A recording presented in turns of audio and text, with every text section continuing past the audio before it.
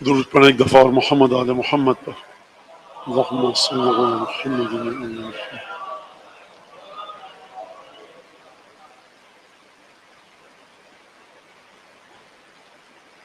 اعوذ باللہ من الشیطان الرجیم، بسم اللہ الرحمن الرحیم۔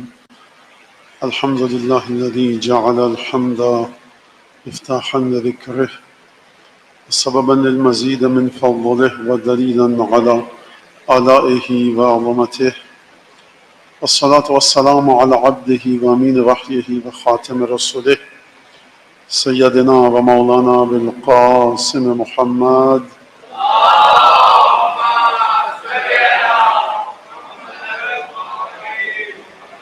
وعلى أهل بيته الطيبين الطاهرين الذين أذهب الله عنهم الرجس وطهرهم تطهيرا.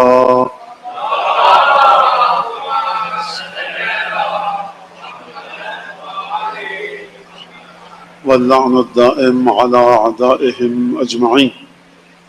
أما بعد، فقد قال الله الحكيم في كتابه المجيد: أعوذ بالله من الشيطان الرجيم، وَلِنْ أَصْبَحَ مَاؤُكُمْ غَوْرًا فَمَنْ يَأْتِيكُمْ بِمَاءٍ مَعِينٍ۔ سورہ ملک کی آخری آیت، جس میں پروردگار عالم ارشاد فرما رہا ہے کہ اے لوگوں یہ بتاؤ، یا اس کا ترجمہ الفاظ اور لفظی ترجمہ اگر کیا جائے کہ حبیب ان سے کہہ دو کہ اگر تمہارا پانی زمین چوس لے اور وہ زمین میں غائب ہو جائے تو پھر کون ہے جو تم کو پانی لا کر دے گا۔ اس کے بعد میں نے اس سلسلے میں چھٹے امام کی حدیث آپ کے سامنے پیش کی کہ جس میں چھٹے امام نے پانی کو تشبیہ دی ہے، اگر ہم اپنے الفاظ میں کہیں، وجود مبارک حضرت صاحب العصر والزمان سے۔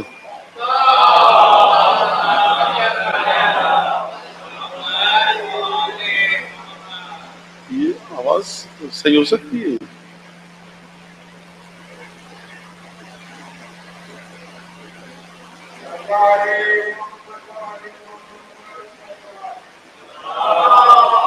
نہیں، یہ جو آواز ہے مائک کی،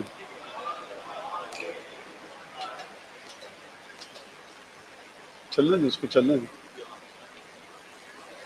اس کو، ٹھیک ہے،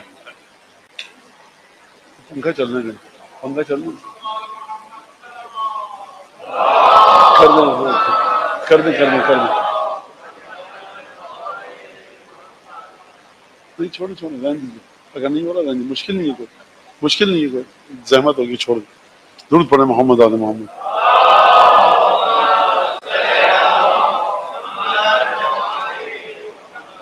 لہٰذا میں یہاں پر یہ بات عرض کروں کہ اگر چھٹے امام کی روایت نہ بھی ہوتی، کہ جو اس آیت کو وجود حضرت ولی اثر سے منسلک فرما رہے ہیں، اگر نہیں ہوتی آپ کے پاس روایت کہ جس میں آپ یہ کہہ سکتے ہیں کہ چھٹے امام نے اس آیت کو امام زمانہ کے وجود پر کہا ہے کہ صادق آتی ہے اور اس سے مراد امام زمانہ ہے، اگر یہ روایت نہ ہوتی تب بھی آپ یہ کہہ سکتے تھے کہ اس آیت سے امام زمانہ کی مراد لی جا سکتی ہے۔ کیوں؟ کیونکہ وجود امام کی جو حقیقت ہے وہ السلام علیکہ یا عین الحیات، سلام ہو آپ پر اے امام زمانہ، آپ زندگی کا چشمہ ہیں۔ یعنی کیا مطلب زندگی کا چشمہ ہیں؟ یعنی جو لوگ امام زمانہ کو نہیں مانتے کیا وہ زندہ نہیں ہیں؟ نہیں، وہ زندہ ہیں، لیکن قرآن مجید میں پروردگار عالم نے فرمایا وَإِنَّ الدَّارَ الْآخِرَةَ لَهِيَ الْحَيَوَانُ لَوْ كَانُوا يَعْلَمُونَ۔ اصل میں آخرت کا گھر جو ہے وہ ہے زندہ، جس میں زندگی ہے، اگر ان کو علم ہوتا۔ یعنی یہ کیا زندگی کے صبح و شام انسان جہنم کے دروں میں پڑا رہے اور اس کے بعد زندگی اس کی عذاب میں گزرے، ہم فیہا خالدون، ہمیشہ کبھی عذاب سے چھٹکارا نہ ملے، اور اس کے بعد پروردگار فرمائے ثم لا یموت فیہا ولا یحیا، ان کی زندگی ایسی ہوگی کہ نہ یہ مردوں میں ہوں گے نہ یہ زندوں میں ہوں گے، نہ یہ مر پائیں گے نہ یہ جی پائیں گے۔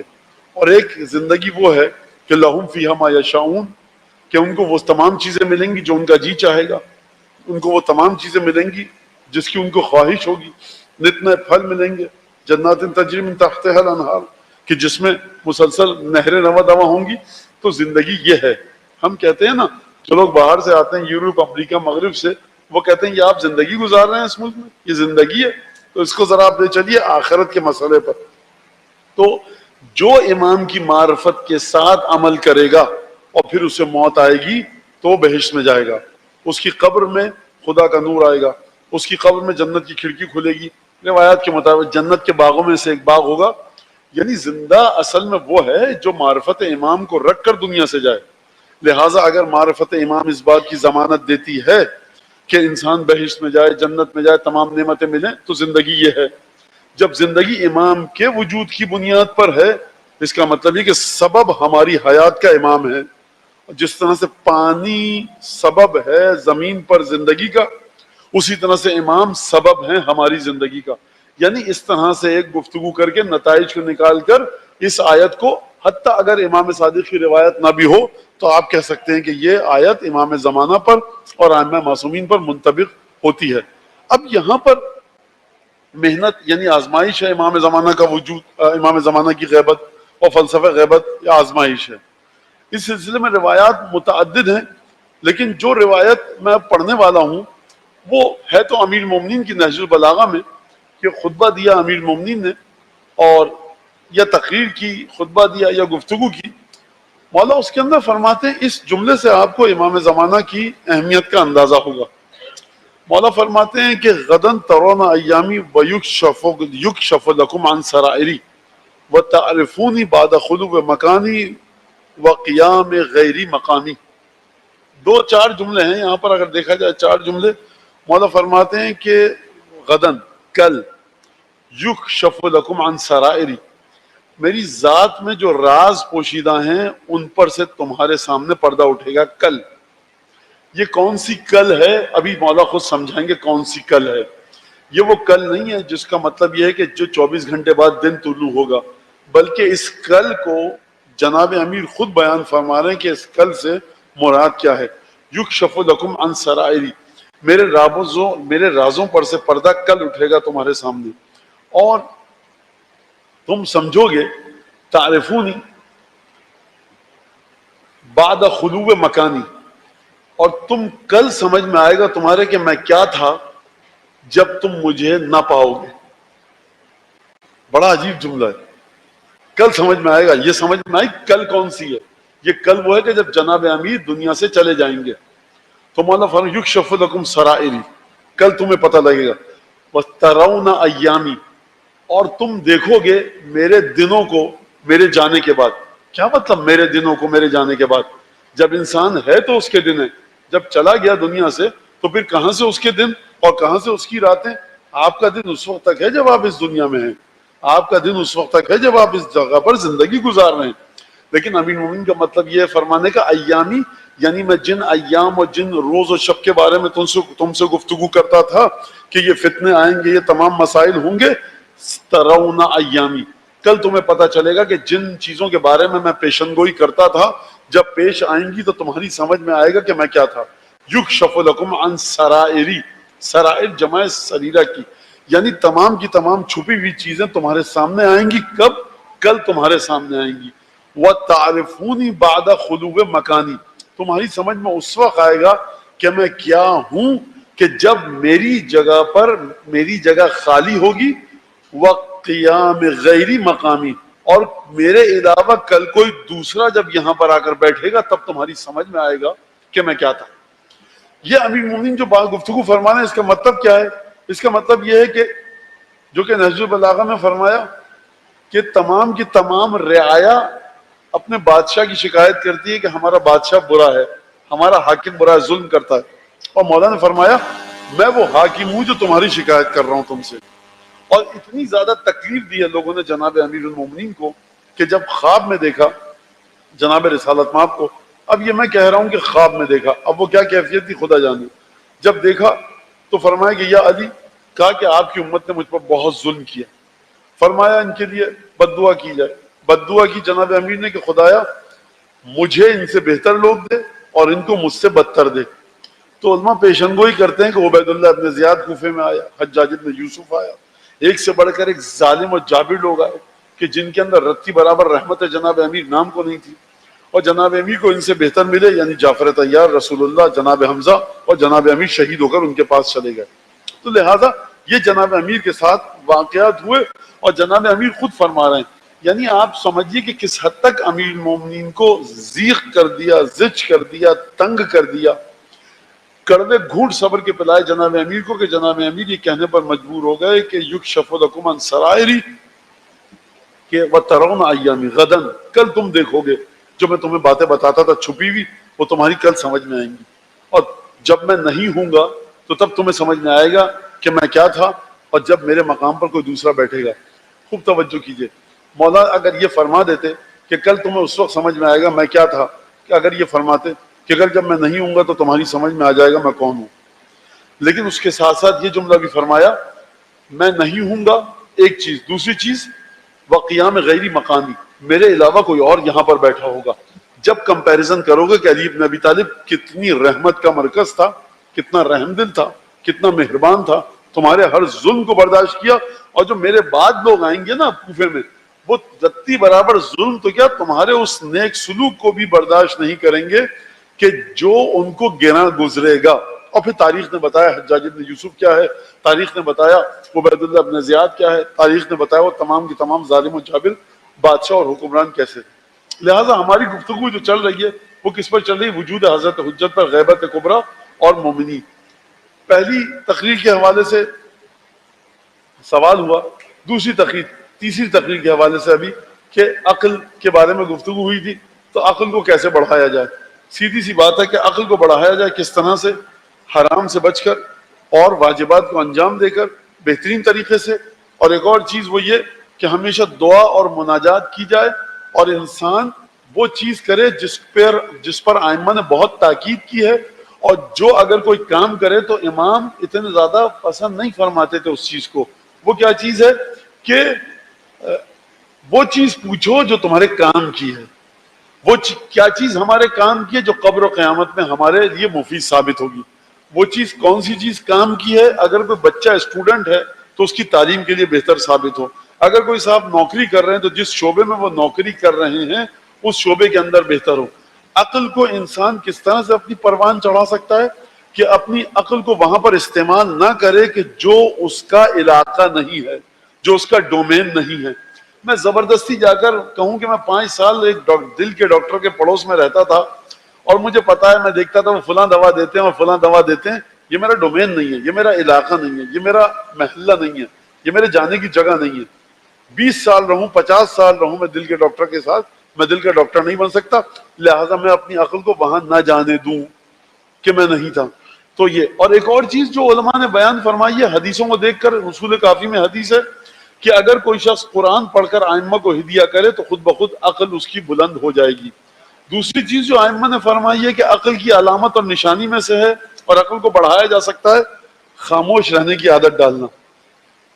بعض لوگ آپ نے دیکھا ہوگا محفل میں ہوتے ہیں، وہ کسی کو بولنے کا موقع نہیں دیتے، یہ ائمہ نے ناپسند فرمایا ہے، یہ عقل کی بلاہت کی نشانی ہے، غبی ہونے کی نشانی ہے، کن ذہن ہونے کی نشانی ہے۔ آپ کا کوٹا ہے اس دنیا میں ہر چیز کا، ایک مقدار ہے، محفل میں 20 آدمی بیٹھے ہیں، آپ بول چکے، اب آپ خاموش ہو جائیے۔ اب بعض دفعہ ہوتا ہے کوئی ماہر فن بیٹھا ہے، اب اس سے سوال کیا جا رہا ہے تو وہی بولے گا، یہ ایک الگ چیز ہے۔ تو یہ کچھ چیزیں ہیں کہ جو، اور پھر اس کے بعد تفصیل سے اگر آپ کو دیکھنا ہے تو کتاب العقل والجہل اصول کافی میں، کہ جہاں پر جہل کے کون سے لشکر ہیں، عقل کے کون سے لشکر ہیں، تو یہ چیز انسان کرے اور اپنی زبان کو ذکر خدا کے ساتھ مشغول رکھے۔ غصے پر قابو پانا یہ ایک عقل کی علامت ہے، انفاق کرنا یہ عقل کی علامت ہے، قرآن پڑھ کر ائمہ کو ہدیہ کرنا اس سے عقل بڑھتی ہے، اول وقت نماز ادا کرنے سے، یعنی یہ تمام اجزاء تشکیل دیتے ہیں ایک کل کو کہ جو انسان کی عقل آگے بڑھتی ہے۔ درود بھیجیں محمد آل محمد۔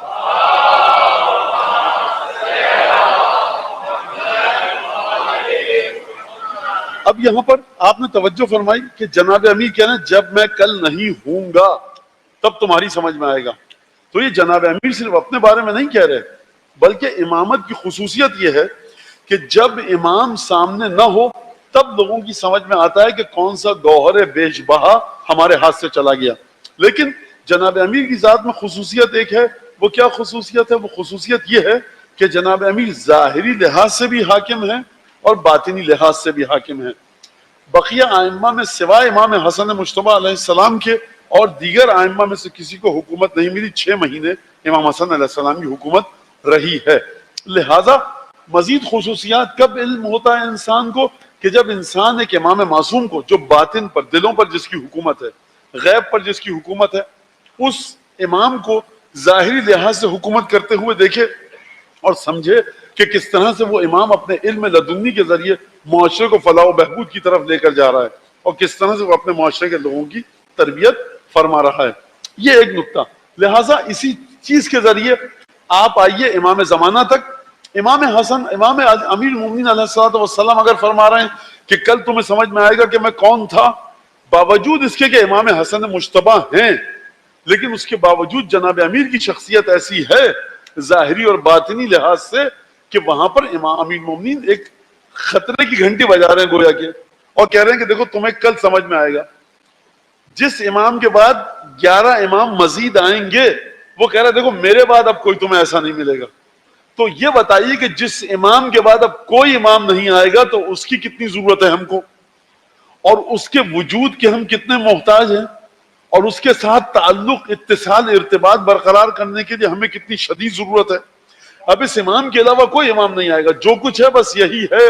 اگر غلطی ہو گئی، امام حسن مجتبی کی معرفت ہم نہیں رکھ پائے، ٹھیک ہے، شہید ہو گئے، امام حسین تک آ گئے، امام حسین چلے گئے، امام سجاد کے پاس آ کر سیکھ لیا.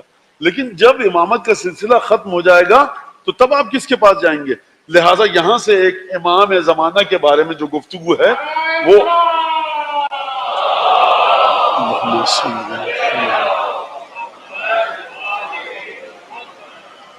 ایک کروٹ لیتی ہے یہاں پر اور پھر گفتگو آگے بڑھتی ہے. اچھا، میں کل کی تقریر کو دوہرا دوں کہ امام نے کیا فرمایا، امام رضا نے کیا فرمایا، امام حسن عسکری نے کیا فرمایا. آپ کو یاد ہے کل کی گفتگو کہ غیبت کبریٰ میں کیا کرنا ہے؟ غیبت کبریٰ میں ایک اہم ترین چیز، 3 چیزیں بتائیں امام نے. فرمایا کہ دیکھو، من اخذ اللہ عہدہ لولایتنا، ایک تو یہ چیز، ووفقہ اللہ للدعاء بتعجیل فرجہ، اور تیسری چیز کیا بیان فرمائی کہ ثبتہ علی القول بامامتہ. جب احمد ابن اسحاق نے پوچھا کہ ابن رسول اللہ یہ بتائیے کہ آپ نے فرمایا لا ینجو من الہلکۃ، سب کے سب ہلاک ہو جائیں گے 12ویں کی غیبت کے ایام میں، بچیں گے کون لوگ؟ جن میں یہ 3 خصوصیات ہوں گی. پہلی خصوصیت کیا کہ من اخذ اللہ عہدہ لولایتنا. پہلی خصوصیت یہ ہوگی کہ خدا جس انسان سے ہماری ولایت کے عہد کو لے لے گا، اس کی پہلی خصوصیت یہ ہے. اگر آپ نے غیبت کبریٰ میں ولایت ائمہ علیہم السلام کے سلسلے میں خدا کو عہد و پیمان باندھ لیا خدا کے ساتھ، خدا نے آپ سے عہد کو لے لیا، ایگریمنٹ ہو گیا، تو پہلے مرحلے کو آپ نے طے کر لیا. 2 مرحلے اور ہیں. دوسرا مرحلہ کون سا؟ الدعاء بتعجیل فرجہ، اللہم عجل ولیک الفرج، پروردگار امام کے ظہور کو جلد فرما. مسلسل دعا کرتا رہے انسان. یہ دوسری خصوصیت. تیسری خصوصیت وفقہ اللہ للدعاء بتعجیل فرجہ، یہ دوسری. تیسری ثبتہ اللہ علی القول بامامتہ، 12ویں کی امامت پر خدا جس کو باقی رکھے. تو غیبت کبریٰ کی ذمہ داریوں کے حساب سے بات ہوئی تھی. کل کی گفتگو سے رب دے دوں کہ کہا جاتا ہے کہ نہیں دیکھیں آپ پائلٹ بھی بنیے، انجینئر بنیے، ڈاکٹر بنیے، سب بنیے، بالکل بنیے، لیکن خدا کے لیے یہ سوچ کر مت بنیے کہ امام کو ضرورت ہوگی ACCA کی، اکاؤنٹنٹ کی، MBA کی. آپ محنت، جان توڑ محنت کر کے بنیے، آگے بڑھیے. لیکن امام کو ان 3 چیزوں کی ضرورت ہے سرکار، جو امام خود بتا رہے ہیں. مولانا صاحبان کو جب نماز پڑھوانی ہوتی ہے نا لوگوں سے، کہتے ہیں امام حسین نے کیوں شہید ہوئے؟ نماز کے لیے تو شہید ہوئے. ایک روایت دکھاؤ مجھے کہیں پہ لکھا ہو کہ نماز کے لیے شہید ہوئے. آپ کو بچوں کو نمازی بنانا ہے، آپ کہیے امام حسین نے تیروں کی بوچھاڑ میں نماز پڑھی. آپ کہیے زہیر ابن قین نے امام کی نماز کو بچایا تیر کھا کر. آپ کہیے بی بی زینب نے نماز شب کو ترک نہیں کیا دروازہ کوفے کے پیچھے. یہ نوجوان بچے نماز پڑھنے لگیں گے، لیکن جو چیز نہیں کہی امام نے وہ آپ کیوں کہہ رہے ہیں؟ اور اس کے بعد ایک تانتا بندھا ہوا ایک قطار ہے، بہت لمبی چوڑی صف ہے کہ امام نے اس لیے قربانی دی، امام نے اس لیے قربانی دی. اور بعض دفعہ استدلال ایسا ہوتا ہے جس میں سے قیاس کے تعفن کی بدبو اٹھ رہی ہوتی ہے. وہ قیاس جو اہل بیت نے جس کو منع کیا ہے، جس سے وہ قیاس جس کو اہل بیت نے ٹھکرایا ہے، اور باقاعدہ گفتگو ہے چھٹے امام کی اپنے دور کے بڑے بڑے علماء کے ساتھ، کہ جہاں پر امام نے ان کے اجتہاد کے طریقے کو غلط ثابت کیا کہ تم نے یہ جو کام کیا کیونکہ تم مجتہد ہو، اجتہاد کر رہے ہو اپنی عقل کے ذریعے، روایت کے دائرے کو سامنے رکھ کر اجتہاد کرو. اور ہمارے مومنین کی بھی یہی غلطی ہے. قبلہ یہ روایت موجود ہے، ہمارے مرجع نے یہ فتویٰ دے دیا. کیسے دے دیا؟ روایت تو صحیح ہے سرکار، آپ ایک روایت کو دیکھ کر بات کر رہے ہیں، مرجع کئی روایتوں کو جوڑ کر بات کرتا ہے.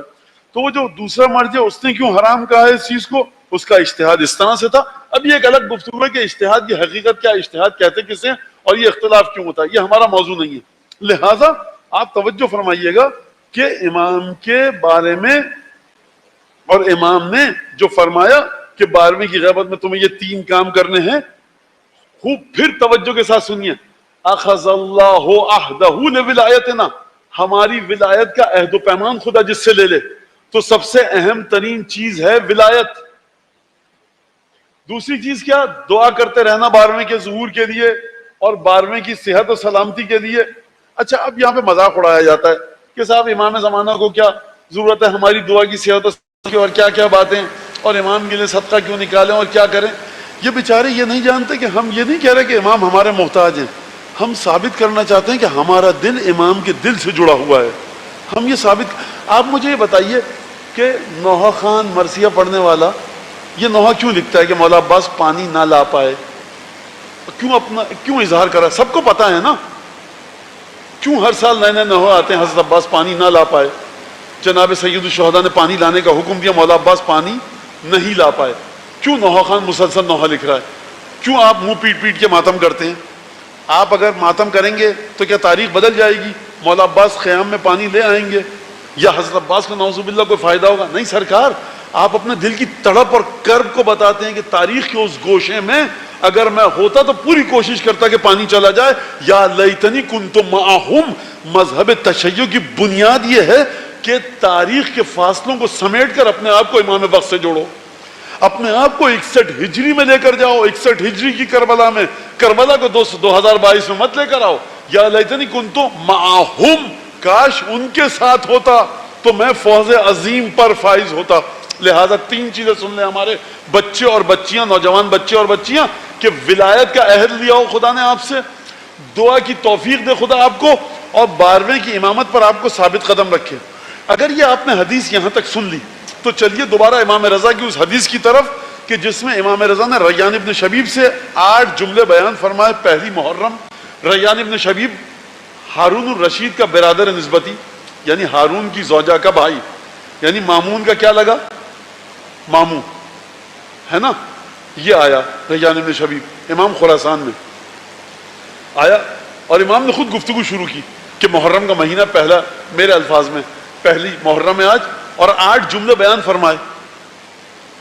بنو سب سے پہلا جملہ بیان فرمایا محرم کی اہمیت کے بارے میں.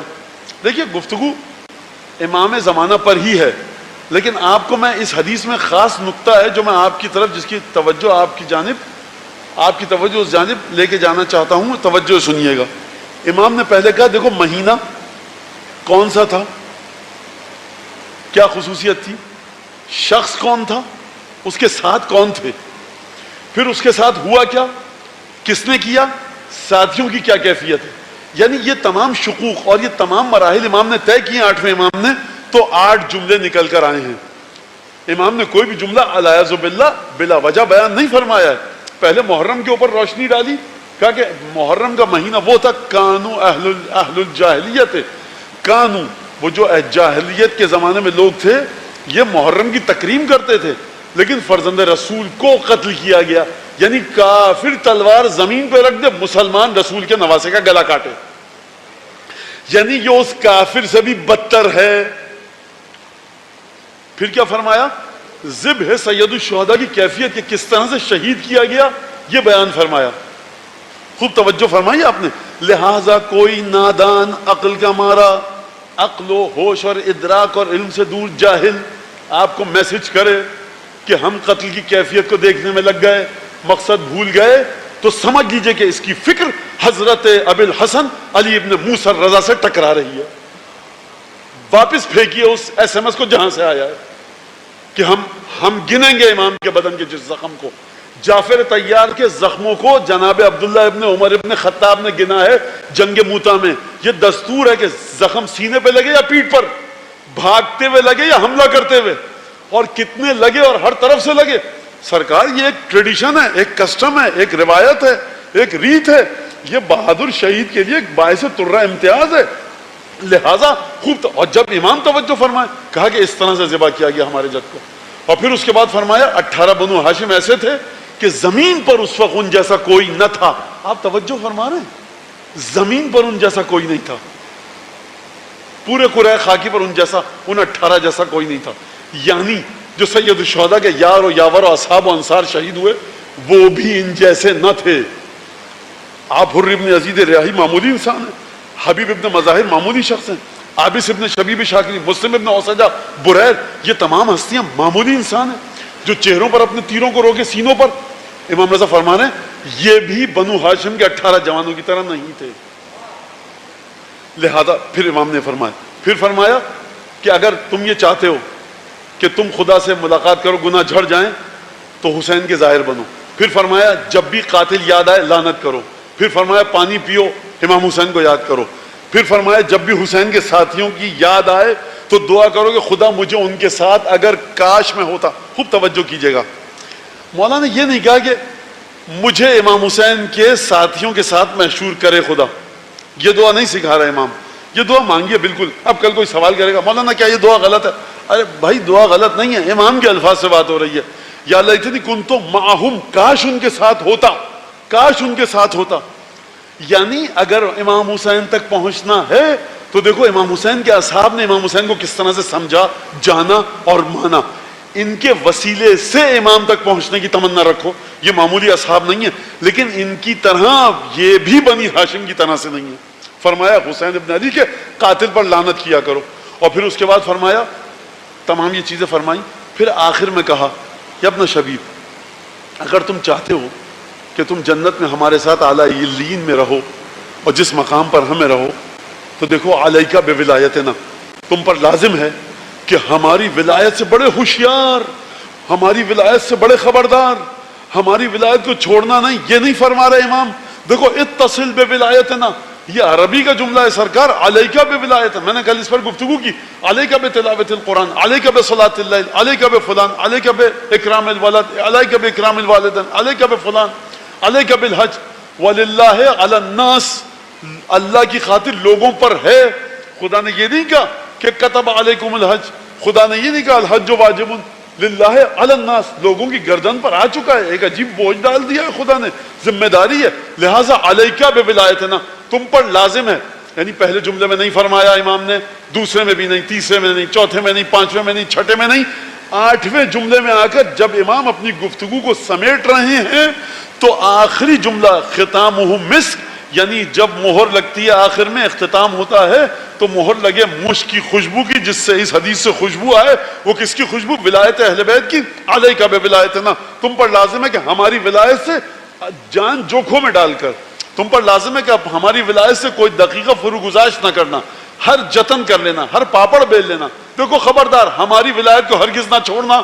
یہ امام اتنی تاکید کیوں کر رہے ہیں؟ یہ امام نے تمام جملوں میں نہیں کہا, اس جگہ آ کر کہا علیکہ بے ولایتنا, کیونکہ خداوند تبارک و تعالیٰ فرما رہا ہے, کیونکہ 11ویں امام فرما رہے ہیں کہ غیبت کبریٰ میں جو لوگ بچے رہیں گے بربادی سے, جو لوگ جہنم سے بچیں گے, ان کی پہلی شرط یہ ہے الا من اخذ اللہ عہدہ لولایتنا, کوئی ہلاکت سے نہیں بچے گا غیبت کبریٰ میں مگر یہ کہ خدا جس سے ہماری ولایت کا عہد لے گا. اور لے گا کس سے؟ جو دے گا عہد کو اس سے لے گا نا, جس کے پاس ولایت ہے ہی نہیں وہ دے گا کیسے؟ لہٰذا امام فرمایا علیکہ بے ولایتنا, تم پر لازم ہے کہ ہماری ولایت پر کاربند رہو, پابند رہو. اور پھر فرمایا وفرح لفرحنا واحزن لحزننا, ہمارے غم میں غمگین رہو, ہماری خوشی میں خوش رہو. اور پھر کل کا جو معیار دیا تھا میں نے آپ کو امام کے کلام کی روشنی میں, کہ اگر کوئی شخص کسی پتھر سے محبت رکھے گا خدا قیامت میں اس کو اس پتھر کے ساتھ محشور کرے گا. اب یہاں سے آپ نے حدیث سنی, دوبارہ چلیے. یا اپنا رسول اللہ 12واں امام کون ہے آپ کے بعد؟ احمد ابن اسحاق قمی آئے ہیں قم سے اٹھ کر، رہ رہے ہیں سامرہ میں۔ امام نے کیا، کل کا واقعہ یاد ہے، جلدی سے گئے، بچے کو لے کر آئے 3 برس کے، اس کا چہرہ چاند کی طرح چمک رہا ہے، گفتگو ہوئی، کہا یہ میرا بیٹا ہے، تمہارا احترام ائمہ کرتے ہیں، اے احمد ابن اسحاق تمہارا اکرام اور عزت تمہاری خدا کرتا ہے، لہٰذا میں نے اپنے 12ویں کو دکھایا، اپنے بیٹے کو دکھایا، حضرت حجت کو، صاحب العصر والزمان کو دکھایا، اور پھر اس کے بعد کیا فرمایا تھا 11ویں امام نے؟ لا ینجو من الہلاکت، ہلاکت سے کوئی نہیں بچے گا۔ اس ہلاکت کا مطلب یہ ہے کہ سب کو موت آ جائے گی کیا؟ نہیں سرکار، یہ موت والی ہلاکت نہیں ہے، اس ہلاکت کا مطلب یہ ہے کہ راہ خدا سے دور ہو جانا، صراط مستقیم سے بھٹک جانا۔ کیا فرمایا؟ لا ینجو من الہلاکت، ہلاکت سے کوئی نہیں بچے گا، الا من اخذ اللہ عہدہ لولایتنا، مگر وہ بچے گا کہ جس سے خدا نے ہماری ولایت کا عہد لیا ہوگا۔ امام فرمانے 11ویں امام۔ اب آپ اس حدیث کو جوڑیے 8ویں امام کے اس جملے سے، دیکھو خبردار ہماری ولایت کو مت چھوڑنا۔ امام فرما رہے ہیں 8ویں امام، مولا کیوں، آپ کی ولایت میں کیا چیز ہے؟ شاید امام رضا فرمائیں، شاید اس سوال کے جواب میں کہ یہ میرے بیٹے اور پوتے حسن عسکری سے پوچھنا کہ دیکھو غیبت کبریٰ میں صرف وہ بچ سکے گا جس نے ہماری ولایت کا عہد خدا کو دیا ہو۔ اور ولایت کیا ہے؟ پھر وہ بات ولایت کے اندر آ گئی، محبت اور دشمنوں سے نفرت۔ اور پھر کیا فرمایا؟ علیک بولایتنا، ہمارے غم میں غمگین رہنا، ہمارے خوشی میں خوش رہنا۔ اور پھر کیا فرمایا؟ یہ جب چیزیں فرما لی تو اب سورہ مجادلہ کی آیت، کل والی آخری آیت، جو خدا کے دشمن، خدا اور رسول کے دشمن سے دشمنی رکھے گا اور خدا اور اس کے رسول کے دشمن سے دشمنی رکھے گا، بات اس سے کہیں باریک کہی خدا نے، یعنی اپنے دل سے رتی برابر بھی اگر دشمن خدا اور دشمن رسول خدا کی محبت ہے، رتی برابر پھینکو نکال کر، نہیں نکل رہی تو جہنم کے لیے تیار ہو جائے۔ پروردگار یہ کیوں؟ بھائی ایسا ہی ہے، ہم نے آدم کو نہیں چھوڑا، تم کیا چیز ہو، ایک شجرہ کھا لیا تھا، ہم آدم کو ہم نے نکال دیا جنت سے، خدا کہہ سکتے ہیں نا یہ۔ اور یہی جملہ جو میں نے کہا آپ کے سامنے، جناب رسالت مآب نے یہی جملہ خطبہ غدیر میں ارشاد فرمایا جناب آدم کے لیے۔ اگر جملے پر اعتراض ہے تو وہ جملہ جا کر پڑھ لیجئے گا، میں نے بغیر ریفرنس کے اب ریفرنس دے دیا کہ خدا نے ایک غلطی کی وجہ سے جنت سے نکال دیا آدم کو، اور وہ غلطی تھی، پھر رسول خدا نے تفصیل کے ساتھ گفتگو فرمائی رسالت مآب نے۔ لہٰذا آپ اس بات پہ توجہ کیجئے کہ ولایت، اور پھر اس کے بعد سورہ مجادلہ، کہ جو لوگ قیامت پر اور توحید پر ایمان رکھتے ہیں وہ اپنے دل میں مودت نہیں رکھتے۔ خدا نے یہ نہیں کہ 20% رکھ لیتے ہیں چلے گا، ہم قبول کر لیں گے، 0.031% چلے گا، ورژن اس کا 1.0.2 اگر مودت کا ہو اہل بیت سے چلے گا، نہیں سرکار، 100%، یعنی دل میں کوئی جگہ نہ ہو کہ جس میں محبت اہل بیت نہ ہو۔ اگر کہیں پر محبت اہل بیت کے ساتھ دشمن اہل بیت کی مودت ہے، خدا کہہ رہا ہے لا تجد قوما یوادون من حاد اللہ ورسولہ، جو لوگ قیامت پر اور خدا پر ایمان رکھتے ہیں ان کے دل کی یہ کیفیت ہوتی ہے کہ وہ دشمن خدا اور دشمن رسول خدا کی مودت کو نہیں رکھتے۔ ابھی محبت اہل بیت کی بات نہیں ہو رہی، سب سے پہلے نکالیے نفرت محبت کو اہل بیت کے دشمن کی، اگرچہ ان کا باپ ہو، بھائی ہو، بیٹے ہوں، قبیلہ ہو۔ اب اگر یہ لوگ ہو گئے اولئک کتب فی قلوبہم الایمان وایدہم بروح منہ ویدخلہم فی جنات تجری من تحتہا الانہار۔ اب آپ کی سمجھ میں آیا کہ غیبت کبریٰ میں آپ کو چاہیے تائید ربانی، تائید ربانی مطلب خدا کی مدد چاہیے کہ خدا دل کو رکھے صراط مستقیم پر۔ کیسے رکھے خدا دل کو صراط مستقیم پر؟ کہ خدا اگر خود میرے دل پر آ کر ایمان کی تحریر لکھ دے کہ یہ دل مومن کا ہے، اب کوئی اس دل میں شرک نہیں ڈال سکتا، اب کوئی اس دل میں نفاق نہیں ڈال سکتا، تو لکھوائیے خدا سے تحریر، کہیے خدا لکھ، خدا کہہ رہا ہے قرآن میں اولئک کتب فی قلوبہم الایمان، خدا نے ایمان ان کے دلوں پر لکھ دیا ہے۔ خدا لکھ دے، دعا مانگتے رہیے، خدا کہے گا دعا مت مانگو۔ دیکھو بات سنو، ہمارے اور ہمارے حبیب کے دشمن کی مودت کو دل میں مت رکھو۔ تم نے ہمارے حبیب کے دشمن کی مودت کو دل سے نکالا، ہمارے حبیب کے دشمنوں کی محبت کو دل سے نکالا، ہم خود آگے بڑھ کر تمہارے دل پر ایمان کی تحریر لکھیں گے۔ جب خدا آپ کے دل پر ایمان کی تحریر لکھ دے گا تو اب اس کے بعد کوئی آپ کے دل پر شرک اور نفاق کی تحریر تو کیا نقطہ بھی نہیں لگا سکتا۔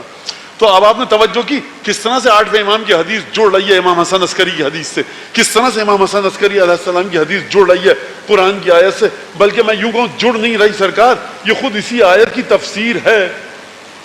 اب جب یہاں پر خدا نے ایمان کی تحریر لکھ دی، اس کے بعد اگلا مرحلہ کیا ہے؟ اگلا مرحلہ یہ ہے کہ وَأَيَّدَهُمْ بِرُوحٍ مِّنْهُ، اور خدا مدد فرمائے گا، تائید کرے گا اپنی جانب سے ایک روح بھیج کر، اپنی جانب سے ایک روح بھیج کر مدد فرمائے گا۔ جب اپنی جانب سے اللہم صلی اللہ اپنی جانب سے ایک روح بھیج کر مدد فرمائے گا۔ اچھا خدایا جب تو نے ایمان کی تحریر لکھ دی تو مدد کی کیا ضرورت ہے؟ سوال تو ایک لاجیکل منطقی بنتا ہے نا کہ جب خدا نے لکھ دی تحریر میرے دل پر ایمان کی یا آپ کے دل پر، تو یہ اپنی روح کیوں بھیجے گا کہ مدد کرو اس کی؟ کیونکہ جب ایمان والا مومن بنتا ہے انسان تو بہرحال تسویلات شیطانی ہیں، جھکڑ چلتے ہیں شرک اور نفاق کے۔ پودا لگا دیا خدا نے آپ کے دل میں ایمان کا، بڑا بھی ہو گیا، لیکن جو کسان کرتا ہے کہ اس پودے پہ سے بوسیدہ پتے اور اس پودے اور درخت میں سے وہ پتے جن پہ کیڑا لگ گیا ہو کاٹ چھانٹ کرتا رہتا ہے، کیڑے مار دوائیں چھڑکتا ہے کہ نہیں چھڑکتا، اس کو پرندوں سے محفوظ رکھتا ہے کہ نہیں رکھتا، کوئی ایسا کیڑا نہ لگ جائے۔ تو اس لیے تائید کی ضرورت ہے۔ جب بھی نفاق اور شرک کے جھکڑ چلیں گے طوفانی تو خدا آپ کی مدد کرے گا اپنی تائید کے ذریعے۔ تائید کیوں کرے گا؟ تاکہ اس تحریر کو بچا سکے۔ لہٰذا یہاں تک اگر ہم سمجھ، لیکن اب یہاں سے آئیے، جناب امیر نے جو فرمایا، اور کتاب روایت ہے، یہ اصول کافی میں بھی ہے اور غیبت نعمانی میں بھی ہے، دونوں کتابیں تقریباً اپنی ہم عصر ہیں، غیبت کبریٰ میں لکھی گئی ہیں دونوں کتابیں، یہ اصول کافی بھی اور غیبت نعمانی بھی۔ اس کے اندر جناب امیر فرماتے ہیں کہ لَتُغَرْبَلُنَّ غَرْبَلَةً وَلَتُبَلْبَلُنَّ بَلْبَلَةً۔ تُبَلْبَلُنَّ کا مطلب یہ ہے کہ تشویش، پریشانی ضرور ضرور آئے گی تمہارے ذہنوں میں، ایک عجیب قسم کی پریشانی۔ اور پھر اس کے بعد فرمایا لَتُغَرْبَلُنَّ غَرْبَلَةً، اور اس کے بعد تمہیں بڑے عجیب انداز سے کیا کیا جائے گا؟ چھانا جائے گا۔ کس طرح سے چھانا جائے گا؟ اس انداز سے چھانا جائے گا کہ یہ امتحان ہوگا۔ واقعہ کیا ہوا؟ واقعہ یہ ہوا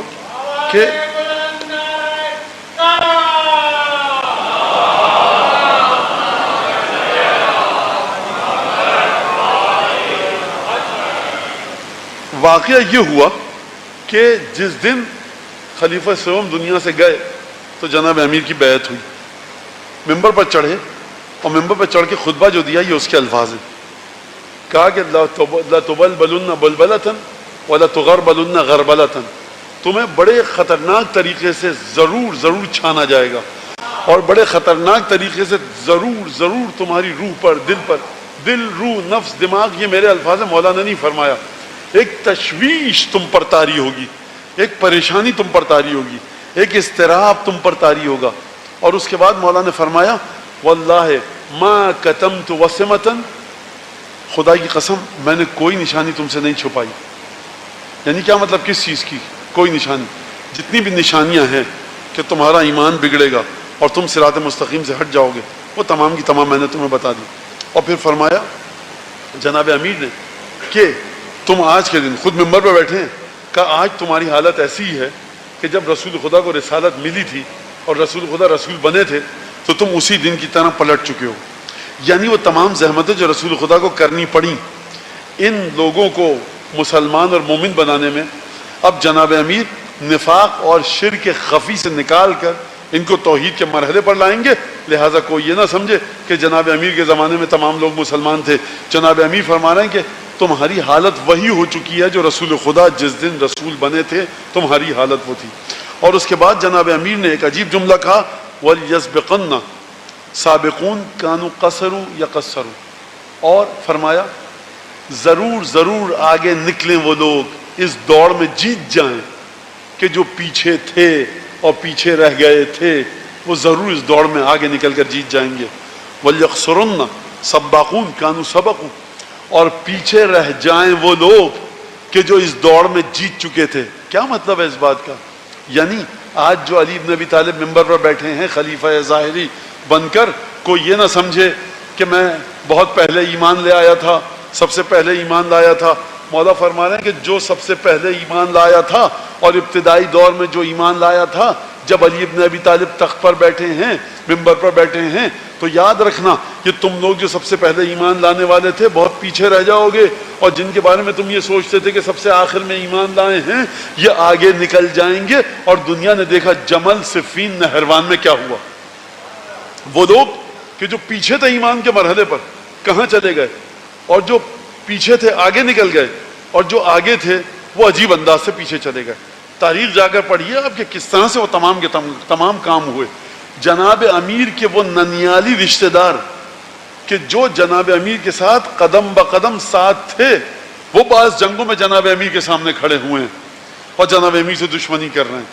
آپ نے توجہ فرمائی کہ وہ لوگ کہ جو آگے دوڑ میں ایمان کی آگے جا چکے تھے وہ پیچھے رہ گئے.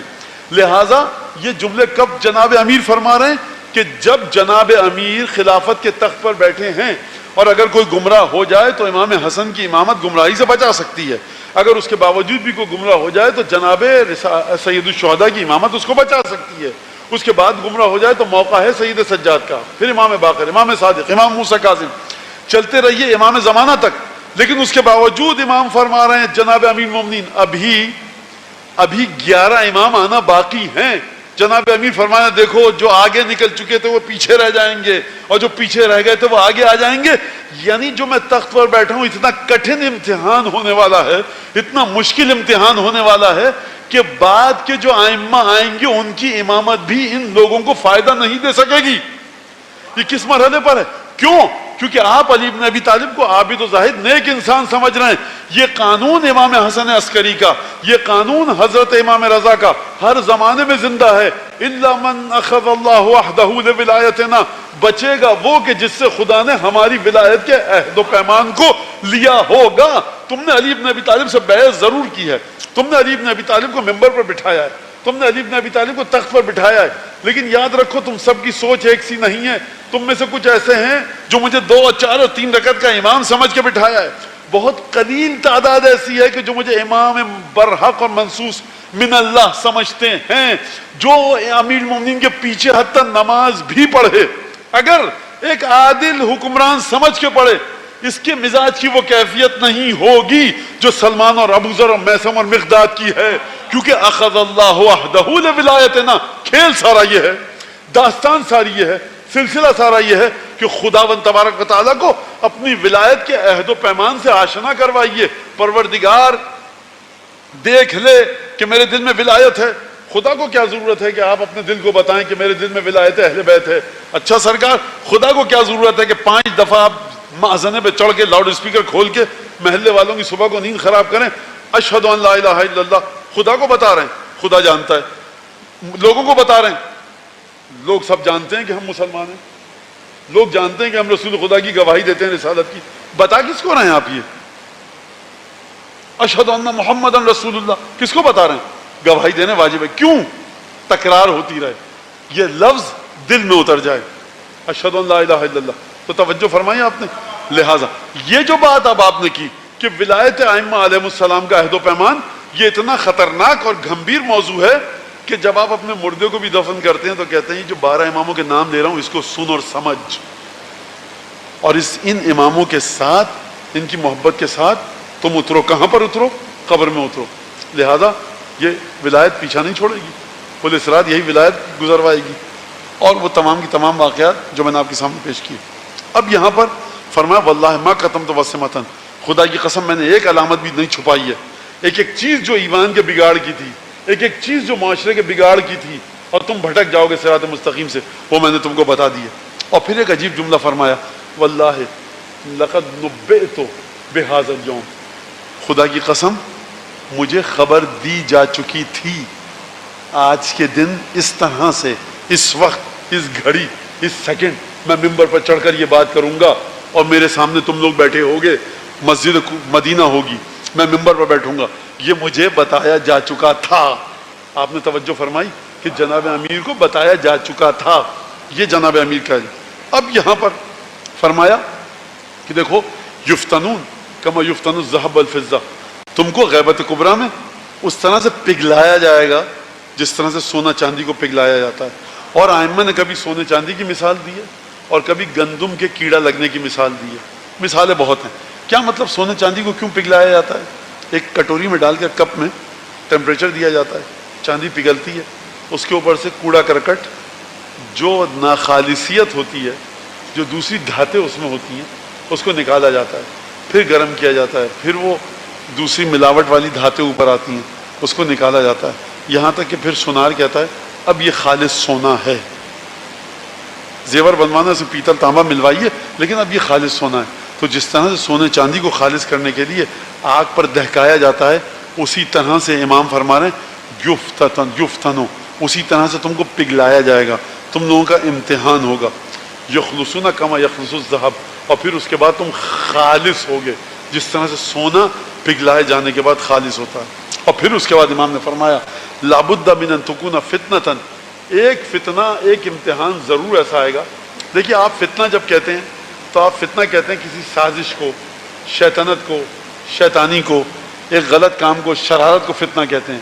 نہیں, فتنے کا لفظ ہے فتنون, کہ جب کسی دھات کو, میٹل کو آگ پر رکھ کر پگھلایا جائے اور اس کی ناخالصیت اور اس میں جو ملاوٹ ہے وہ نکل کر اوپر آ جائے, تو اس کے لیے استعمال کیا جاتا ہے فتنون. ان حالات کو جو نامناسب حالات ہوتے ہیں فتنہ کیوں کہا جاتا ہے؟ کیونکہ اس میں مرد میدان سامنے دکھ کر آتا ہے. کووڈ-19 گزرا, فتنہ تھا, سمجھ میں آ گیا کون مومن بھائی کا کے لیے انفاق کر سکتا ہے, کون نہیں. سیلاب آیا, خدا نے فتنے میں مبتلا کیا, خالصیت سمجھ میں آ گئی کہ کون اپنا نوالے کو آدھا کر کے اپنے مومن بھائی کو دے سکتا ہے, اپنے ہم وطن بھائی کو دے سکتا ہے کہ نہیں دے سکتا. کون جب اپنے کمرے میں اے سی کا بٹن دبا کے سو رہا ہوتا ہے سکون سے, تو کتنی دفعہ وہ کروٹیں لیتا ہے یاد میں کہ میرے ہم وطن, میرے مسلمان بھائی, مومن بھائی تکلیف میں ہیں. تو یہ فتنہ تھا. اچھا, کسی کے گھر پہ لکھا ہوا نہیں آ رہا کہ اس نے اپنے بینک اکاؤنٹ میں کروڑوں روپیہ دبا کے رکھا ہوا ہے اور کچھ بھی انفاق نہیں کر رہا, کہیں کسی کے گھر پہ لکھا ہوا نہیں آ رہا. انسان اپنی نظروں میں خوب اچھی طرح سے کھل جاتا ہے کہ میرے اندر خلوص اتنا ہے اور ناخالصیت اتنی ہے, غداری, دھوکہ دہی اتنی ہے, نفاق اتنا ہے. انسان خوب بس ختم ہو گیا. ہر چیز اپنے لیے خالص ہوتی ہے, ہر چیز اپنے حساب سے ناخالص ہوتی ہے, تو انسان سمجھ جاتا ہے. لہٰذا امام نے فرمایا ایک فتنہ ایسا آئے گا کہ جس میں ساقط ہو جائے گا, گر جائے گا, کل بطانۃ و ولیجۃ, ہر وہ شخص کہ جس پر تم تکیہ کیے ہوئے ہوگے, ولیجہ, ہر وہ شخص. اب ولیجہ کے لفظ پر مجھے ذرا سی گفتگو کرنے دیجئے. واو لام جیم, یہ ہے لفظ اصل میں, اس کا روٹ ورڈ ہے واو لام جیم. اس کا مطلب کیا ہے؟ داخل ہو جانا, انٹر ہو جانا. کس کو کہتے ہیں ولیجہ؟ یعنی ایسا کوئی انسان جو کسی قوم میں آ چکا ہو لیکن ان میں سے نہ ہو. توجہ فرما رہے ہیں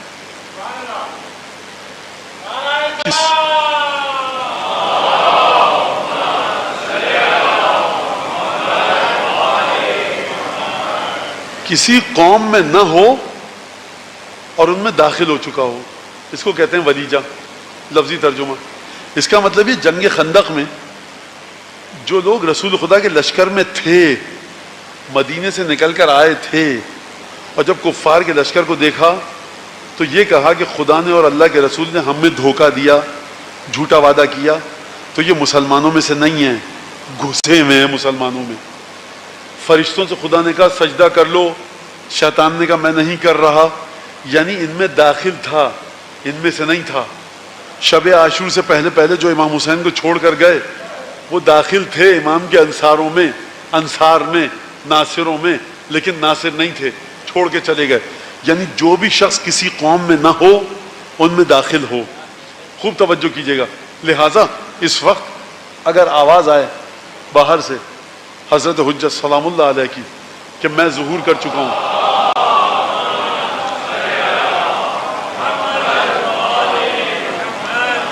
کہ میں ظہور کر چکا ہوں مکے میں, انشاءاللہ کہ سب جائیں اور آپ کی دعا سے میں بھی جاؤں. لیکن اگر کوئی یہاں پر 2 4 5 جمع تفریق مائنس پلس کرتا رہے, کیلکولیٹر نکالے کہ بجلی کا بل صبح کو جمع کرانا ہے، کل گیس کا بل، پرسوں بچے کی فیس ہے اسکول کی، اے لیول کا ایگزام، او لیول کا ایگزام. تو یہ تھا تو بچپن سے فرش اعضا پر ماتم بھی کرتا تھا، زبردستی گھسا ہوا تھا نہیں ان میں سے. یہ ہے ولیجہ. لہٰذا آخری چھلنی کب چلے گی؟ جب آخری توحید کی چھلنی کب چلے گی؟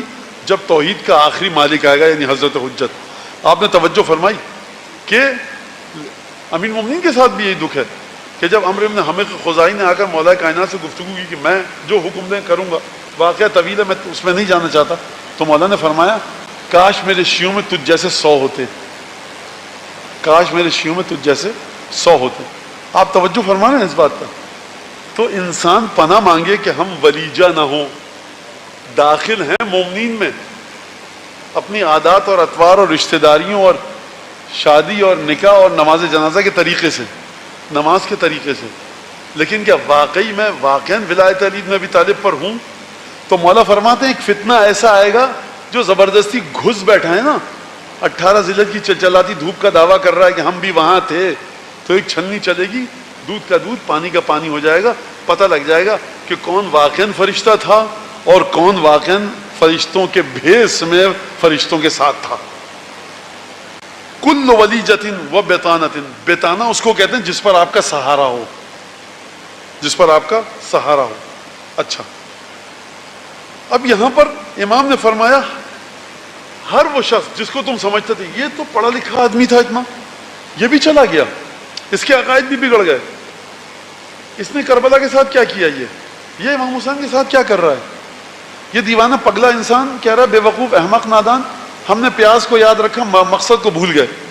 اس کی عقل پہ پتھر کب پڑے؟ یہ کیوں باولا ہو گیا کہ کہہ رہا ہے کہ ہم نے پیاس کو یاد رکھا؟ یہ امام زمانہ کی فکر سے ٹکرا رہا ہے. حضرت حجت جب ظہور کریں گے تو کہیں گے ان جدی الحسین قتلہ عطشانہ، میرے جد حسین ابن علی کو پیاسا شہید کیا گیا. اور یہ سوڈو انٹلیکچولیزم کا مظاہرہ کرتے ہوئے آپ مقصد کو یاد رکھیے، پیاس زخم گننا، ایڈیوٹک سو نان سینس، بکواس، بالکل غلط بات. اپنے عقائد کی اصلاح کیجئے اور دعا کیجئے کہ خدا آپ کو امام حسین کی پیاس پر ایمان کے ساتھ مارے اور اسی پیاس پر عقیدے کے ساتھ اٹھائے. معمولی چیز نہیں ہے یہ. اور آپ کل میں نے کہا کتنی گمراہیاں ایسی ہیں کہ جو قرآن کی آیت کی سجاوٹ کے ذریعے ذہنوں کو گمراہ کرتے ہیں. یہ امام فرما رہے ہیں قرآن کی آیت، سرکار ہسٹری کو تو چھوڑ دیجئے، حدیث کا تو پھر کوئی جگہ ہی نہیں ہے یہاں پر. اور پھر فرمایا کہ یہاں تک کہ وہ اس فتنے میں گر جائے گا، اس فتنے میں گر جائے گا. من یشق الشعر بشعرتین، جس کی عقل اتنی زبردست ہوگی، جس کی عقل اتنی زبردست ہوگی کہ جو ایک بال کو 2 حصوں میں تقسیم کر سکے گا نا، جس کی عقل اتنی زبردست ہوگی وہ بھی گر جائے گا اس فتنے میں، برباد ہو جائے گا. اور آپ جس امام کا ذکر میں کر رہا ہوں مسلسل، مولانا آپ کئی دفعہ آپ بہت ہارش وے میں بات کرتے ہیں، آپ بہت سخت الفاظ استعمال کرتے ہیں. میں تکلف سے کام نہیں لے سکتا سرکار، یہ میرے گھر کا مسئلہ نہیں ہے کہ آپ نے کہا کہ ادھر والے گھر میں رہتے ہیں مولانا، یہ ادھر والے، آپ کے والد فلاں ادارے میں کام نہیں کرتے تھے. میں نے کہا نہیں، میرے والد فلاں ادارے میں ملازمت کرتے تھے. اچھا ٹھیک ہے، حل ہو گیا. یہاں آپ کی قبر و قیامت کا مسئلہ ہے. آپ سمجھیے اس بات کو. یہ جان بوجھ کر اس طرح سے بات کرتا ہوں تاکہ بچے کہیں کہ مولانا کو ہوا کیا. کہتے رہیں کہ مولانا ہارش ہو جاتے ہیں، کہتے رہیں مولانا غصے میں آ جاتے ہیں. جملہ ٹھک کر گھپ جائے گا اور اپنی میخیں گاڑ لے گا چاروں آپ کے دماغ میں. یاد رکھیے، جب وہ جو روایت میں نے پڑھی ہے، کل میں نے آپ کے سامنے پڑھی، اذا فقد الخامس من ولد السابع، 7ویں کا 5واں بیٹا جب غائب ہوگا تو تب انتظار کرنا ضرور. پڑھی تھی روایت. راوی نے پوچھا تھا وہاں پر کہ یہ ہے کون؟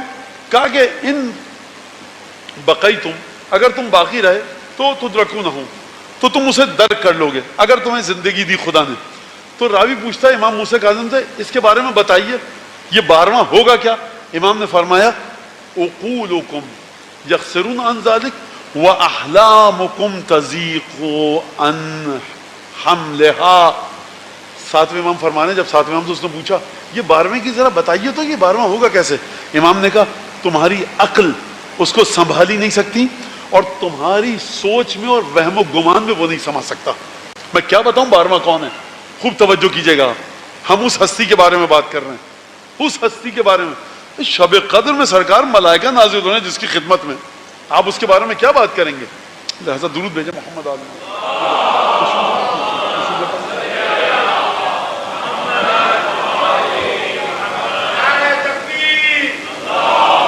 لہذا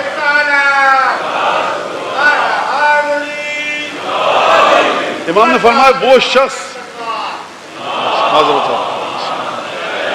شخص جو ایک بال کو 2 حصوں میں تقسیم کر لے گا. کتنے پریسائز انسٹرومنٹ ہوں گے اس کے پاس، کتنی کارستانیاں ہوں گی، کتنا بڑا سائنٹسٹ ہوگا، یہ کتنا بڑا انجینئر اور ڈاکٹر ہوگا، ایک بال کو 2 حصوں میں تقسیم کر سکتا ہے جو ہے نا. امام فرما رہے ہیں حتیٰ وہ جس میں یہ طاقت ہوگی وہ بھی فتنے میں برباد ہو جائے گا. حتیٰ لا یبقى الا نحن وشیعتنا، ہم باقی رہیں گے اور ہمارے سچے چاہنے والے باقی رہیں گے. تو سچے چاہنے والے مولا آپ کے کون ہیں؟ امام کہیں گے دوبارہ سے جاؤ گھوم کر میرے دادا امام رضا کی حدیث پڑھو کہ ہماری ولایت پر کاربند رہنا. جاؤ جا کر ہمارے امام حسن عسکری علیہ السلام کی حدیث پڑھو. مولا فرمائیں گے کہ جہاں پر امام حسن عسکری فرما رہے ہیں اخذ اللہ وحدہ لولایتنا، کہ جس سے خدا ہماری ولایت کا عہد لے گا. لا یبقى، باقی نہیں رہے گا، الا نحن وشیعتنا، ہمارے خالص چاہنے والے اور ہم باقی رہیں گے. اب آپ نے توجہ فرمائی کہ جتنی بھی چیزیں آپ کو امام کے رستے سے جوڑ کر رکھیں ان کو گنتے رہیے، لسٹ بنائیے. ہوائی جہاز اڑنے سے پہلے پائلٹ کے پاس، کیپٹن کے پاس چیک لسٹ ہوتی ہے. وہ کہتا ہے یہ ٹھیک ہے، بریک فلاں فلاں فلاں چیز. اب جتنی بھی چیزیں مجھے تو اڑانا نہیں آتا، بس یہی پتا ہے کہ یہ ٹک مارک کرتا رہتا ہے، چیک کرتا رہتا ہے. ایک بھی چیز کو چیک نہ کرے، کہا اس کو چیک کرو اور اس کے بعد. تو یہ تمام چیزیں آپ کو چیک کرنی پڑیں گی، اپنی زندگی میں لانی پڑیں گی. کیسے آئیں گی مولانا؟ ہمیں تو حدیثیں نہیں پتا. یہی وجہ تھی کہ 11ویں امام نے فرمایا کہ دعا کرتے رہو 12ویں کے لیے. 12ویں کے لیے دعا کرو گے تم، وہ تمہاری جانب اپنے نور کو نازل فرمائے گا. یہ آگے چلیے. اب پھر فرمایا، اب یہ حدیث میں تقریباً وہی چیز ہے. اور اس کے بعد اب جو جملہ ہے یہ بڑا عجیب جملہ، گہرا جملہ ہے. سورہ جاسیہ کی 18ویں آیت کہ جس میں پروردگار فرما رہا ہے کہ حبیب ہم نے تمہیں علی شریعت من الامر، ہم نے اپنے امر کے سلسلے میں ہم نے تمہیں شریعت پر رکھا. سورہ جاسیہ کی 18ویں آیت. اب میں اس آیت کو نہیں پڑھوں گا، بات پھر لمبی ہو جائے گی. آپ شریعت کہتے ہیں، آپ شریعت اسلامیہ، آپ امر اسلامیہ نہیں کہتے. شریعت کا معنی کیا ہے سنیے ذرا. شریعہ کہتے ہیں دریا کی اس جگہ کو کہ جہاں بغیر رسی کے ڈول کے آپ بیٹھ کر پانی پی سکیں.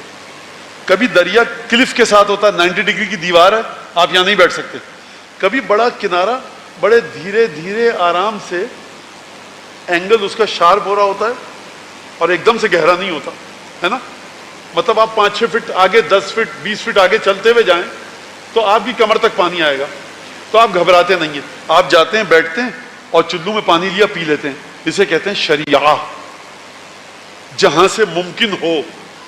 خوب توجہ کیجئے گا آپ اور پھر سمجھیے شریعہ اہل بیت کے دین کو. خوب توجہ اس بات کو توجہ سے سنیے گا. تو شریعہ کا مطلب کیا ہے کہ جس دریا سے آپ، دریا کا وہ مقام کہ جہاں سے آپ بیٹھ کے پانی پی لیں. یہ دریا سندھ جہاں سے نکلتا ہے ٹھاٹے مارتا ہوا، دیو ہیکل غول پیکر پتھر ان سے ٹکراتا ہوا، وہاں آپ چلو بھر ہی نہیں سکتے. آپ دریا کے نزدیک نہیں جا سکتے، پاؤں پھسلنے کا خطرہ ہے. وہ شریعہ نہیں ہے.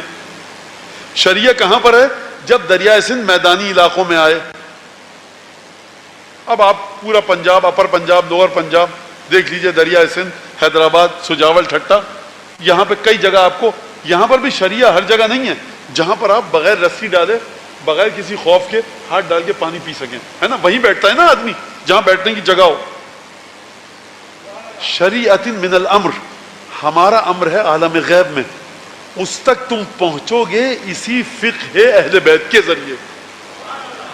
یعنی تم جو ہماری توحید کے دریا میں، یہ میرے الفاظ ہیں، اب توحید کے دریا میں چلو نہیں ڈال سکتے. تم کہاں، تمہارے چلو کہاں. تم اگر ہماری توحید سے متصل ہونا چاہتے ہو نا، علی شریعت من الامر، اگر تم ہماری توحید سے متصل ہونا چاہتے ہو تو دیکھو مقام غیب پر مت آنا جہاں پہ دریا سندھ ٹھاٹے مار رہا ہے، جگہ نہیں ملے گی پینے کی. دیکھتے رہو گے، خوف دل میں بیٹھ جائے گا ٹھاٹے مارتے ہوئے دریا کو دیکھ کر. پانی نہیں پی سکتے، آؤ نیچے آؤ. پروردگار کتنا؟ کہے گا ہمالیہ سے نیچے آؤ. اور کتنا؟ کشمیر سے نیچے آؤ. اور نیچے آؤ، دریا جہلم، دریا نیلم، نیچے آؤ، نیچے آؤ، اپر پنجاب میں آؤ. اب جب یہاں آئے جہاں پہ میدانی علاقے میں دریا بہت دھیمے دھیمے بہ رہا ہے، پروردگار اب جا کر چلو ڈال کے پانی پی لوں؟ کہا کہ نہیں، دیکھو گہرا نہ ہو، پیر نہ پھسل جائے، زمین ایسی ہو جہاں قدم جمے رہیں، اور جب واپس آنا چاہو تو نکل کر آ سکو، دلدل نہ ہو. لہذا فقہ حضرت امام صادق، فقہ حضرت محمد باقر ایسی ہے کہ سکون سے تم چلو کو ڈالو اس فقہ ائمہ معصومین کے ذریعے، اور عالم توحید کا سفر اور سیر اس فقہ کے ذریعے کرو. اگر یہ شریعہ نہ ہو امر الہی تک نہیں پہنچ سکتے، توحید کی تجلی تک نہیں پہنچ سکتے. سرکار معراج ہوئی، کوئی گیا، کیا ہوا کچھ نہیں پتا. جا سکتے ہیں آپ؟ نہیں جا سکتے. میں نہیں، کسی کو نہیں پتا. اگر نہ بتائیں پانچویں اور چھٹے امام وہاں ہوا کیا، آپ کو پتا چلے گا. لہذا شریعت نام نہیں ہے دین کا، شریعت نام ہے کہ دین الہی میں، تجلیات توحیدی الہی میں داخل ہونے کا وہ مقام کہ اب اس سے آسان کچھ نہیں تھا.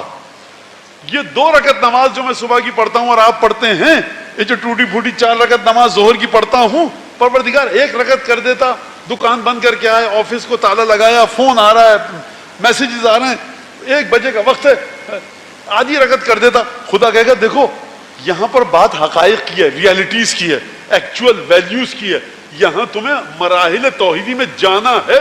ہم کیا کریں؟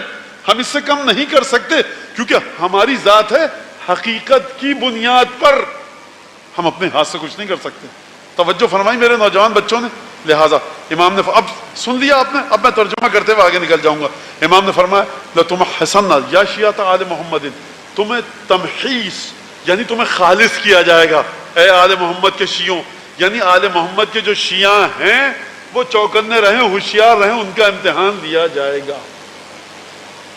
مصیبت اب آن پڑی ہے، آل محمد کے جو شیعہ ہیں ان کے لیے مصیبت آ گئی ہے کہ ان کا امتحان لیا جائے گا.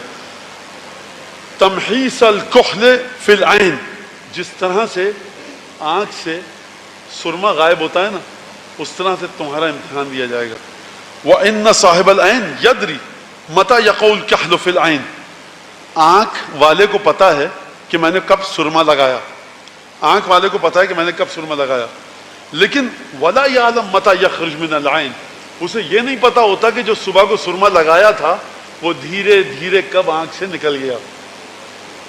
یہ تو مجھے پتا ہے کہ دین آل محمد میں ہوں، لیکن یہ مجھے نہیں پتا لگے گا کہ کب میں نکل گیا. لہذا اب یہاں پر آئیے، کذالک یصبح الرجل، اسی طرح سے ایک شخص ہمارا چاہنے والا سچا پکا صبح کرے گا اس حال میں. کس حال میں؟ یہ ہے وہ نقطہ جس کے لیے میں نے آپ کو زحمت دی. علی شریعت من امرنا، ہمارے امر کی شریعت پر، یعنی ہمارا امر تمہارے پاس نہیں ہے، ہمارے امر میں داخل ہونے کا راستہ یہ ہمارا حرام اور حلال ہے، ہمارے امر میں داخل ہونے کا راستہ یہ ہمارا اخلاق اہل بیت ہے، ہمارے امر میں داخل ہونے کی چیزیں یہی ہیں جو ہم نے تمہیں بتائیں. یہ ہمارا امر نہیں ہے، ہمارے امر سے نکلا ہوا یہ دریا کا کنارہ ہے جس کے کنارے بیٹھ کر تم چلو بھر کر ولایت کے شربت سے لذت لے سکتے ہو.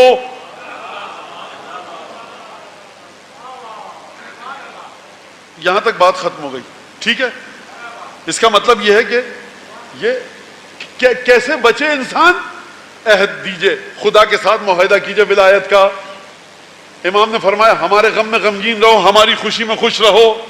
آپ سمجھتے ہیں اب مراجع علماء جب ان کے دوست ہوتے تھے، بعض جو مجلسیں پڑھتے تھے، مصائب پڑھتے تھے، مرجع بیٹھا ہے اکیلا، دوست ملنے آیا، کہا کہ محرم کے ایام ہے، شب شہادت ہے، روز شہادت ہے، شب جمعہ ہے، اچھا آج جو دن ہے وہ جمعہ کا دن ہے، عصر جمعہ ہے امام زمانہ کا، اچھا کوئی ایام ازاں نہیں ہے، مرجع کے بعد 4 جملے مصائب کے پڑھو. بھائی یہ کیا بات ہوئی عجیب؟ یہ مرجع کو پتا ہے کہ مصائب کا موقع جمعہ کا دن ہے، امام زمانہ کے بارے میں کچھ پڑھو تاکہ گریہ کریں. مرجع حریص ہے، طماع ہے، لالچی ہے. کس سلسلے میں؟ معرف اہل بیت کے سلسلے میں. کوئی موقع 2 منٹ بیٹھے ہو، گفتگو کر لی، حال احوال پوچھ لیا، کبھی اب کوئی نہیں ہے، محفل کا تقاضا ہے، محفل ایجاب کر رہی ہے، ذرا 4 جملے مصائب کے سنا دو، 2 شعر مصائب امام حسین کے سنا دو. لہذا آپ اپنے گھروں مجلس جو میں نے کہا کہ کیا کیجئے مختصر ترین، بچوں کو گھر کے تمام لوگوں کو بٹھا کر افراد خانہ کو اور 4-5 جملے مصائب کے پڑھیے. اب یہاں پر یہ بات ہو تو گئی ختم، لیکن امام رضا کا خطبہ ہے، اس سے میں امامت کے بارے میں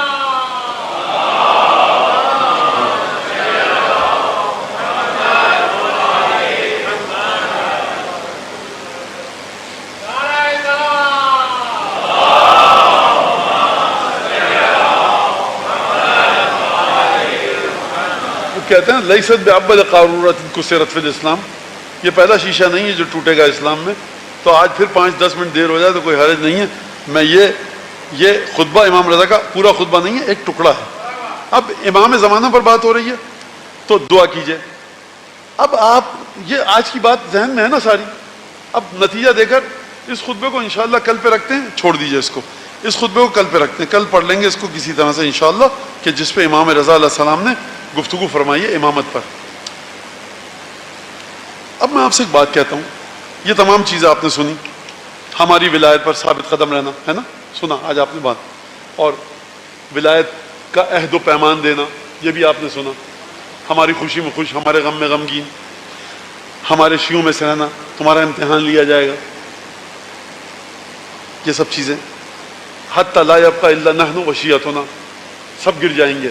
ہر ولیجہ، ہر بطانہ جو بالوں کو 2 ٹکڑے کر سکتا ہے، اتنی زیادہ عقل جس کی ہوگی ہمارے چاہنے والوں میں سے، وہ بھی فنا ہو جائے گا، برباد ہو جائے گا، مگر جو ہم سے جڑا رہے. یہ سب سنا آج آپ نے. اب کیا کیا جائے؟ پریشانی کی بات تو ہے.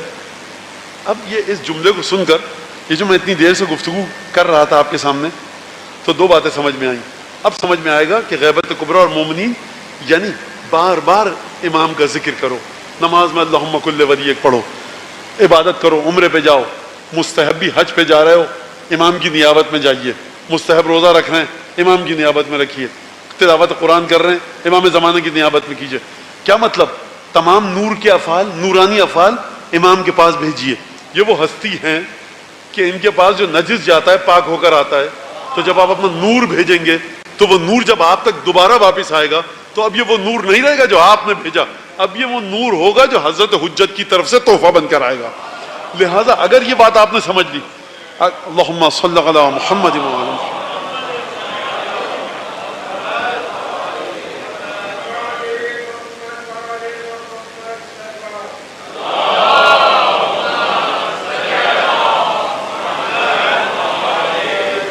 اب آپ کی سمجھ میں آئے گا کہ کسی حد تک الا من وفقہ اللہ للدعاء بتعجیل فرج، مگر یہ کہ جس کو خدا توفیق دے کہ میرے بیٹے حضرت مہدی کے لیے مسلسل دعا کرتا رہے. اب آپ کی سمجھ میں آئے گا کہ امام زمانہ سے دعا کرنے کا فلسفہ کیا ہے. اب آپ کی سمجھ میں آ گیا. اچھا، زندگی تشیع، سچا چاہنے والا، اہل بیت سے جڑو، ولایت کا عہد و پیمان دو خدا کو، ہماری خوشی میں خوش رہو. مسلسل میں تکرار کر رہا ہوں، تازہ ہو جائیں یہ باتیں جو پوری 1 گھنٹے کی تقریر ہے. اب اگر آپ نے یہاں تک سن لیا تو اب آپ جا کر، درخواست ہے میری، اس تقریر کو ذہن میں رکھ کر مفاتی کھولیے گا. 10 محرم کو جو زیارت عاشورہ پڑھی جاتی ہے اس کے ترجمے کو پڑھیے گا. اس پوری تقریر کی جو روشنی اور نور ہے یہ وہیں سے لیا گیا ہے. اللہم اجعل محیایا محیا محمد و آل محمد، پروردگار میری زندگی کو محمد آل محمد کی زندگی قرار دے، میری موت کو محمد آل محمد کی موت قرار دے. یہ نہیں کہ live like علی die like حسین. کس نے دیا تفریق کرنے کا حق جب 5واں امام یہ نہیں فرما رہا؟ تم کیوں کہہ رہے ہو؟ تم ہوتے کون ہو جو حسین ابن علی کی زندگی کو کہو موت ایسی اچھی تھی زندگی وہ؟ اما اوقات دیکھو، اپنی قد کاٹ دیکھو، نجاست کا پلندہ اور ٹوکرا. کس نے تفریق کرنے کا حکم دیا ہے؟ ہمارے دین کا عقیدہ یہ ہے، اللہم امیتنی علی ما مات علیہ علی ابن ابی طالب واحینی علی ما احییت علیہ علی ابن ابی طالب. پروردگار مجھے موت دے علی والی، زندگی دے علی والی، جمعے کے دن تعقیبات نماز میں پڑھو جا کر. دیکھو مفاتی میں حدیث میں کیا ہے. یہاں پر آئے، اب آپ نے توجہ کی، کوئی نہیں بچے گا فتنے میں برباد ہونے سے مگر ہم اور ہمارے سچے چاہنے والے. کہ اب جو کہا جا رہا ہے پروردگار میری زندگی بھی آل محمد کی، میری موت بھی آل محمد کی. زندگی تو آل محمد کی سمجھ میں آ گیا، موت آل محمد کی ہوگی تو کیا مل جائے گا؟ موت وہ مرحلہ ہے کہ جس کا ایک رخ ہے عالم دنیا کی طرف، ایک رخ ہے عالم برزخ کی طرف. دنیا کی طرف جو رخ ہے اس میں محمد آل محمد کے قبضے میں تم رہے، زندگی گزاری آل محمد والی. اب جب برزخ میں جا رہے ہو تو موت بھی محمد آل محمد والی، لہذا برزخ بھی آل محمد کی، موت بھی آل محمد کی، زندگی بھی آل محمد کی. یہ ہے وہ مرحلہ جہاں فتنے سے بچ سکو گے. اور پھر اس کے بعد جو دعا مانگتے ہیں، پروردگار مجھے اٹھا رکھ کس کے ساتھ، کس کے جو میرا 12واں آئے گا، ما امام منصور من اہل بیت محمد صلی اللہ علیہ وآلہ، جو رسول خدا کا بیٹا ہوگا. ہر وہ شخص جو آل محمد کے خون کا انتقام لینے کا نعرہ بلند کرے اس کے ساتھ نہیں اٹھنا. مع امام منصور، وہ امام جس کی تو تائید کرے. اچھا کبھی کوئی مومن دھوکہ کھا سکتا ہے؟ خدا تائید کر تو رہا ہے تو ان کے ساتھ اٹھ جاؤں؟ نہیں، من اہل بیت محمد، رسول خدا کے گھر والوں میں سے ہو، اس کے ساتھ مجھے اٹھا. اور پھر اس کے بعد چھٹے امام کی حدیث بھی ہے، جب آپ سجدے میں جاتے ہیں تو کیا پڑھتے ہیں؟ اللہم ثبتنی، پروردگار میرے قدموں کو ثابت قدم فرما. سجدے میں جا کر زیارت عاشورہ، یوم الورود، قیامت میں جب میں آؤں تو میرے قدموں کو ثابت قدم رکھ. کس کے ذریعے؟ امام حسین کے ذریعے. ان کے ساتھ رکھ کہ جو حسین ابن علی کے اصحاب ہیں. اچھا خوب توجہ کیجئے گا، آپ نے کہا زیارت عاشورہ میں زندگی آل محمد کی، موت آل محمد کی، تو آپ کی زندگی بھی ہو گئی آل محمد کی، آپ کی موت بھی ہو گئی آل محمد کی. تو پھر یہ دعا مانگنے کی تکی نہیں کوئی کہ پروردگار مجھے قیامت میں حسین ابن علی کے ساتھیوں کے ساتھ میرے قدم کو مضبوط کر. بھائی جب زندگی آل محمد کی ہو گئی تو زندگی ہے پیش خیمہ تمہید برزخ کی. جب میں آل محمد کا دنیا میں ہو گیا تو پھر خود بخود میری موت اور میری قبر آل محمد والی ہو گئی. کہا کہ نہیں، موت کی بھی دعا کرو آل محمد کی. اچھا موت آل محمد والی ہو گئی تو اب کوئی دعا مانگنا فضول ہے. کہا کہ نہیں، قیامت تک کا انتظار کرو اور دیکھو کہو کہ میرے قدموں کو خدا اس طرح سے ثابت قدم رکھے، مع الذین بدلوا وجہہم دون الحسین علیہ السلام، ان لوگوں کے ساتھ کہ جنہوں نے کربلا میں خون بہایا. یعنی کیا مطلب؟ یعنی عقیدہ صحیح رکھو، کوئی شہید کربلا کے شہداء کے قدموں کی خاک کے برابر نہیں ہو سکتا. ان کے ساتھ رکھنا مجھے. بھائی جب زندگی موت آل محمد کی ہو گئی تو گھبرا کیوں رہے ہو؟ نہیں، یہ بات اس بات کی دلالت کر رہی ہے کہ مومن کبھی بھی جتنی بہترین زندگی گزار لے دنیا میں، جتنی اچھی زندگی گزار لے، آل محمد کی شفاعت سے کبھی بھی بے نیاز نہیں ہوتا. بلند ترین تقوی کے مرحلے پر پہنچ جاؤ، آل محمد سے دور نہیں ہوگی. آج شب ہفتوں میں سفر ہے، 7ویں سفر ہے، اور روایت کے مطابق سبط اکبر، ریحانت الرسول، ثمرۃ فواد السیدہ فاطمہ زہرا سلام اللہ علیہ، یعنی امام حسن مجتبیٰ کی شب شہادت ہے. ایران اور عراق میں مراجع قم و نجف 7 سفر کو حضرت امام مجتبیٰ کی شہادت مناتے ہیں. یہ شہزادہ بہت مظلوم ہے، یہ شیعوں کے گھر میں بھی مظلوم ہے. بخدا یہ امام باڑوں میں شہزادہ مظلوم ہے. بینر لگتے ہیں جب تو تمام اصحاب کے نام کے بینر ہوتے ہیں ائمہ کے. بہت کم دیکھا گیا کہ امام حسن کے نام کا بھی بینر ہو. یہ شہزادہ عجیب مظلوم ہے. شجاعت ایسی کہ جناب امیر نے گواہی دی، سخاوت ایسی کہ کریم اہل بیت. حلم امام حسن معروف، جودہ بنت اشعث کہ جس کا باپ اشعث ابن قیس امیر المومنین کا دشمن، اس نے امام کو زہر دیا، امام مجتبیٰ کو. روزے سے تھے، آپ نے شربت تناول فرمایا. پس ایک دفعہ امام کی حالت بگڑنے لگی. ہر امام کو جو زہر دیا جاتا تھا اس کی مختلف اثرات اور تاثیر ہوتی تھی. کبھی امام کو زہر دیا گیا، امام کے بدن کا گوشت لاغر ہو گئے امام. کبھی زہر دیا گیا، چلنے پھرنے سے معذور ہو گئے امام. کبھی زہر دیا گیا، بدن کا رنگ متغیر ہو گیا. امام محمد تقی علیہ السلام کو زہر دیا گیا. جب امام نے زہر پیا تو پیاس کی شدت کے ساتھ امام شہید ہوئے. امام حسن کو جو زہر دیا گیا تو ایک دفعہ اس نے اندرونی اعضاء و جوارح کو عجیب انداز سے زخمی کیا، اور ایک دفعہ امام کی طبیعت بگڑی اور امام کو خون کی قے ہوئی۔ علماء بیان کرتے ہیں کہ جناب زینب کو جب خبر ملی تو بی بی زینب تشریف لائیں عیادت کے لیے۔ یہ مورخین نے لکھا ہے کہ امام حسن مجتبیٰ نے اپنی حالت کو اس طرح سے کر لیا کہ بہن سمجھ نہ پائے کہ بھائی کو خون کی قے ہوئی ہے۔ یعنی آپ دیکھ رہے ہیں کتنی محبت ہے امام حسن کو جناب زینب سے۔ اس حالت میں انسان کو یاد نہیں رہتا، کچھ سمجھ میں نہیں آ رہا ہوتا، نقاہت کا عالم ایسا ہوتا ہے۔ میں کہوں گا امام حسن مجتبیٰ کاش آپ شام غریبہ میں ہوتے، یہاں آپ یہ نہیں چاہتے کہ بہن سمجھ جائے خون کی قے ہوئی، لیکن وہاں بی بی زینب نے بنی ہاشم کے جوانوں کے جنازے دیکھے۔ بس ایک دفعہ امام حسن نے وصیتیں کرنا شروع کی، اور کل ہی کا دن تھا، ایک دفعہ وصیتیں کی اور امام اس دنیا سے رخصت ہوئے۔ بنو ہاشم پر ایک عجیب غم و غصے کی حالت طاری۔ وصیت کے مطابق مولا حسین نے غسل دیا، کفن دیا، اور ایک دفعہ نانا کے روضے کی طرف دفن کے لیے لے کر گئے، رکاوٹ ڈالی گئی۔ یعنی عجیب سلسلہ ہے کہ جو دونوں شہزادے راکب دوش رسول تھے،